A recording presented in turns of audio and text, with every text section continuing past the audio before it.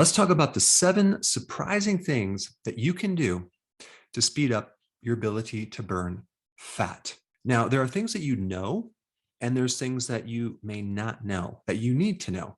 So this video is about giving you all the knowledge so you can really overcome the barrier of not being able to not just achieve your weight loss, but to get into and stay into fat burning. It's surprising to me how many people can't seem to get into fat burning or even stay there long enough to see a really good change. And might as well tell you some things to do to speed it up that you may have never heard before. Okay, so now what are we talking about? We're talking about transitioning from where you're at to an ideal situation. Most people are at a situation where they're just running on blood sugars. Okay. They're just running on their stored sugar in their liver and up and down with energy. And they're not tapping into the fat, which that's where all the reserve of energy is. I mean, an average thin person has over 100,000 calories of stored fat in their body. And if you were able to tap into that all the time, boy, your energy would be very, very nice and consistent. So we're going to talk about how to be fat adapted. And we're not just talking about 3 days of getting your body to start to burn ketones. Okay. That's different than being in full fat adaptation. And unfortunately, it does take some more time. It takes anywhere between 1 to 3 months to fully get there. But I'm going to give you some important things to speed it up that actually might be very surprising to you. But before we begin, I think it's important to understand, how do we know we are fat adapted? Okay, so there are several factors that you need to look at. Number one, you're able to go longer without eating. You're not getting so hungry anymore. Your appetite is disappearing. Okay, that's number one. Number two, you no longer have cravings to carbs, which is going to make it very easy to stick to the program if you don't have cravings. I mean, if you have cravings, I don't know how anyone can stick to any plan. It's their life's going to be miserable, and the temptation is going to throw them off. And the third factor is, I already mentioned this, energy. Your energy is not going to come up and down, up and down. It's going to be very, very stable and consistent, and you're going to have more energy. Why? Because you're burning fat calories. And a fat calorie has more than double the amount of energy than protein or carbohydrates. So when you tap into fat, you're actually releasing more energy in your body, is more efficient. What you have to realize is your body was designed to burn fat, not rely on glucose 24/7. Despite what certain people tell you about the brain needs glucose, etc., any glucose that your body needs can be easily produced by your body. It's called gluconeogenesis. And that word gluconeogenesis means the new creation of glucose from other sources like protein, like fat, like ketones. So this glucose that your brain runs on, which is only a portion of it, by the way, doesn't have to come from consuming glucose. All right, number 4, you're going to have enhanced mental activity. In other words, you're going to be more focused. You're going to be more concentrated. You're going to be more creative. You're going to be able to get more stuff done. I mean, even your ability to learn will be enhanced. And number 4 is all about cognitive function, but I should add an additional part of that, which is your mood is going to be elevated. Being fat adapted actually brings you up. You're less depressed, less anxiety, and you're generally feeling much, much better mood-wise. All right, number 5, you're going to have more endurance when you exercise. Your ability to generate energy and maintain a certain level of exercise is going to be enhanced when you are fat adapted. If you're not fat adapted and you exercise, guess what you're going to run out of? Glucose really fast, because we don't store a lot of glucose. And so when certain people exercise and they hit this wall or they start to get fatigued, that's because they're running out of glucose. But if you've adapted to fat burning, you can go longer. All right. And number 6, your sleep actually will be enhanced. In fact, the need for sleep does go down. Not a lot, but you'll find that you'll need a little less sleep. All right. That's how we know we're in fat adaptation. There's a lot of different variables that affect your metabolism, your ability to burn fat. But what I want to know right now, and please put this in the comment section, is which one of the 15 factors do you feel that is the hardest to change? Which one of these factors do you feel that you can't do anything about? That's what I want to know. So let's go through the list. Number one, genetics. Okay, your genes. Number two, your age. All right. Number three, your environment. Number four, your food, your diet. Number five, your hormones. Number six, your muscles, your muscle mass. Number seven, exercise. Number eight, your stress level. Number nine, your nutrition. And number 10, your sleep. 11, the timing of when you eat and not eat. 12, the drugs or medication that you are on. 13, the chemicals in the food that you eat. 14, your metabolic rate. And 15, your health reserve, how much extra health or capacity of health you have. Now, out of all of these 15 factors, which one do you feel is the most difficult for you to control? All right, now that you put that in the comment section, that is the area that you need to focus on. And guess what? You have the ability to affect every single one of these items. And whichever one you can affect is your weakness. But some people will say, well, I can't affect my genes. Well, have you ever heard about something called epigenetics, which is above your genetics? Those are all the things environmentally that you can control. These involve stress level, things that you can do to put yourself in better environments. Epigenetics could involve your state of mind, of just changing your attitude about certain things. It could be about changing your stress level. It's definitely about changing your diet. And so all these factors can greatly help you control your genes and leverage your genes towards improving your survival. Now, what about your age? Can you do anything about that? Well, yes, there are things you can do. There are things you can eat that can help extend your life and decrease the risk of dying and look more youthful and be more youthful on the inside versus all the other things that can accelerate the aging process. And then you have some people that just cannot change their environment too well. And so they're stuck between a rock and a hard place. But the more you can control these factors, the more that you're going to be able to control your ability to not just burn fat, but control your metabolism, your quality of life, and your level of health. So let's run on the list of things that will help you get into fat burning, okay, more on a consistent basis. So number one, exercise, okay? Now, you may already know that high intensity interval training is the best exercise for fat burning, stimulating growth hormone. And you may already know that sprinting is one of the best high intensity interval training type exercises. But of course, for most people, if they have arthritis, if they're getting older, they probably shouldn't be sprinting too much. So they would have to do some other type of exercise that involves the concept of high intensity, short duration. But what's more important to know is that the benefit of that is not during the exercise. In fact, during the exercise, you're stressing your body out. The benefit is when you stop, when you recover, okay? And so when I was in practice, I ran into so many people who overtrained, and they didn't realize that even for some people, if they're older, 3 times a week is overtraining. I'll give you an example. One gentleman came in and he was exercising 3 days a week and not burning any fat at all. I lowered it to 1 day a week. That's when he started to finally burn fat. Another lady tried to work out every day at the gym over a course of a year. And I think she lost like 1, maybe 2 pounds at the very most. Okay. And all we did was help her sleep, reduce exercise. I think it was at twice a week. And that's when she started to burn fat. So what you might want to try is exercising less. Keep the exercise intensity up and really have a good workout, but only do it once or twice a week. That can make a huge difference. The results are during the recovery, but the recovery is very important. All right, number 2, taking some apple cider vinegar before bed in a little bit of water. So let's say you took 4 to 6 ounces of water.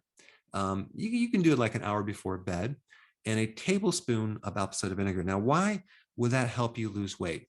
Because acetic acid in the apple cider vinegar is very beneficial to decreasing your liver's ability to make sugar.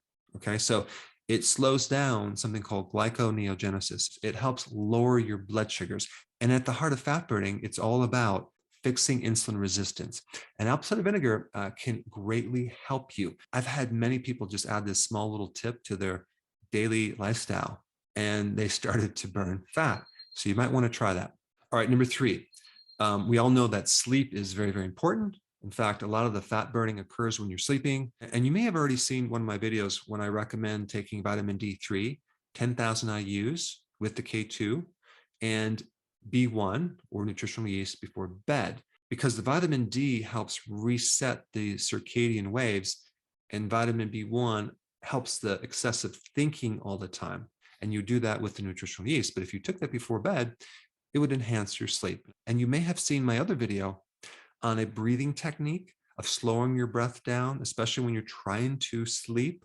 And even in general, for stress reduction, breathing through your nose, slowing the breath in can help you fall asleep pretty fast. It can also pull you out of a panic attack. It can also help with anxiety and reduce cortisol. But there's another little tip I want to share with you about sleeping that can help you. The goal is to get a little bit more sleep if you're trying to burn more fat. And so you can try to get an extra half hour or an hour of sleep. But if you have the ability to take a nap during the day, and you can do that, that can greatly increase your ability to burn fat. So even if it's a half hour, go ahead and try that. And you might be very surprised that that is the thing that can greatly speed things up for you. Your sleep doesn't necessarily always have to be together at one time frame. Sometimes if you don't sleep at night, definitely take a nap. All right, number 4, stress. Really, really important topic because stress increases cortisol. Cortisol increases insulin, and insulin will stop you from losing weight. So you may already know that long walks in nature are very, very beneficial because it gets you out of your head and you just get space and your stress level goes down. And you may already know that nutritional yeast has B1, and that can help, especially nervous tension and anxiety, and that can also lower stress. And you may also know, if you've seen my other videos, that being outside, getting exposure to sun, or not even the peak sun, but the sunrise or the sunset, or even being in front of a fireplace or a campfire, gives you a type of light called infrared, which increases melatonin even during the day, which is a very powerful antioxidant, which will then also help you sleep at night. It can also help lower your stress. And you may have seen that video. If you haven't, you got to check that one out. But that's not the tip. The tip is this: doing physical work around the house, around your yard, well, especially around the yard, is way more important than doing exercise for lowering stress. So if you have the opportunity to choose between the two, physical exercise or physical work, hands down, is better because of what it can do to kind of pull you out of this constant problem solving that you have. Physical work is a great activity for shifting your attention off the problems of life and onto something else, like some physical work that you're doing, whether it's fixing something, repairing something, cleaning something. Any of those items will help you. All right, number 5, staying very, very consistent with your low carbs, okay? Every week I do a live show, and inevitably people that have great success sometimes stall. And a lot of times it boils down to this one thing. They don't realize that just a little bit of carb or going off the program too frequently, even if it's a little bit of something, can be devastating to the results. A really good test called A1C could be done. And the reason I like that test is not necessarily to see your risk factors for diabetes.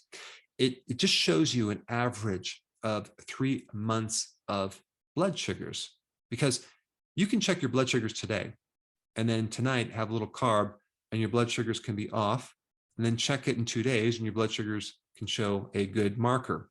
But A1C will really reveal if you've been cheating or not being consistent, because it checks the average of 3 months, including all those cheat days. So being very consistent and not giving in to even a little bit of carbs can greatly help you. And if you are giving in too frequently, that could be the reason why you're not burning fat. All right, number 6. This relates to intermittent fasting, okay? This tip can help you. In the beginning of fasting, I always recommend you consume more fat, especially at the end of the meal. Now, are you going to lose more weight? No, because you're eating a lot of fat and your body's going to have to metabolize that and burn that for energy and burn less of your own fat reserve. But the purpose of eating fat in the beginning of this program is to help you fast longer, to go longer without eating, because that's when a lot of the magic happens, not just with the reduction of calories, not just with all the other benefits of cognitive function and losing weight, but with the benefit of correcting the underlying root problem that you have, which is insulin resistance. So the longer we fast, the less stimulation of insulin that we have. So the better the receptors for insulin can be upgraded and work better and be more receptive. And the faster we're going to get into fat adaptation, and the faster we can improve our metabolism. So in the beginning of this program, you add more fat. But as you start becoming more fat adapted and you have these improved indicators like you can go longer without eating, you have no more cravings, more energy, etc., then you start to decrease your fat. Now, I'm not talking about going on a low-fat diet. I'm talking about not adding additional fat. I'm talking about not adding the MCT oil, not adding the big handful of nuts after the meal, talking about not adding the keto desserts like the big fat bombs, because what that's going to do, it's going to force your body to burn more of your fat reserve, which it's already doing, and it's going to be easier because your body's already adapted. So in the beginning of the program, do more fat. And towards the middle of the program, when you're fat adapted, 1 to 3 months, then reduce your fat. And then when you hit your goal weight, you can add more fat in there to maintain your weight. But I never want you to go low fat.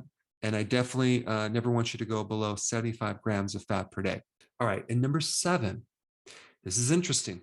I've noticed in America, at least, when people go to Europe and they don't reduce their calories, they eat more, a lot of times they lose weight. Why is that? Because in certain countries in Europe, especially, there's more nutrient dense foods than America. Okay. And so nutrient dense foods can help improve your health and actually help you lose weight. I know a lot of Europeans that come to America that are not necessarily eating more calories, but they're gaining more weight. In fact, their bodies sometimes become destroyed.